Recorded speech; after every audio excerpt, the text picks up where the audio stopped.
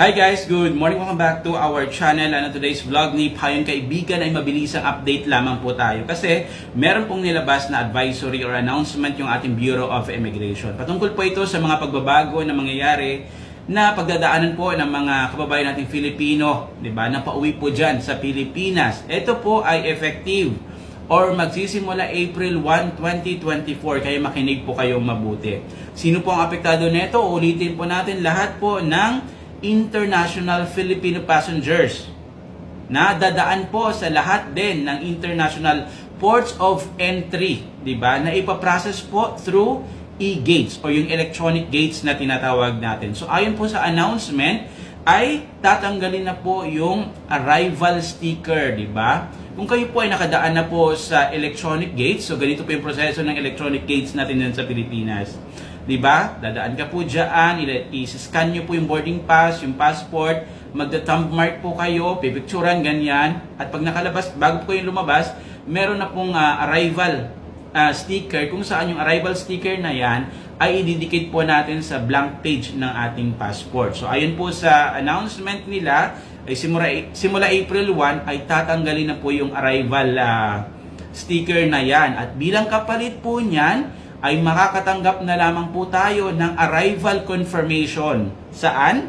Doon po sa email address na nilagay po natin noong nag-register po tayo sa e-travel bago po tayo umuwi ng Pilipinas. Okay? I hope that is clear. Kung meron po kayong mga tanong, ay ilagay nyo lang po sa ating comment section sa baba. Diba? Notwithstanding the Bureau of Immigration Arrival Border Stamp, pwede pa rin naman po tayo, di ba, na maka-request ng border stamp, tatatakan nyo yung ating passport. May be affixed onto the Philippine passport by the immigration officer assigned at e-gates upon request. So kung mag-request po kayo, natatakan yung passport nyo, ay pwede naman. Tatakan po yan ng immigration officer na naka-assign doon sa electronic gates. Ito po, muling paalala mula sa ating Bureau of Immigration para daw po sa mabilisan na pag-process ng mga passengers, 'di ba, na pauwi ng Pilipinas, lahat po tayo ay inuutusan, 'di ba, na mag-register, 'di ba, or update our information sa e-travel system at least 72 hours prior to the intended travel. O yun. So ito po ay yung aking opinion lamang. Ang medyo nakakalungkot lang po dito sa proseso na napauwi natin sa Pilipinas ay kung saan medyo kabisado na, gamay na ng mga kababayan natin yung dating e-travel, 'di ba, using yung website lang. Kung saan nakabisado na natin ay tsaka po sila mag-introduce netong panibagong sistema na may egov.ph na yan. Nakakalungkot lang kasi alam natin lahat na napakarami pong version, napakarami na pong pinagdaanan ng e-travel na yan. Pero wala naman po tayong magagawa kundi mag-comply kung ano po yung travel requirement na pinapatupad dyan sa Pilipinas. Okay? Para naman po, 'di ba?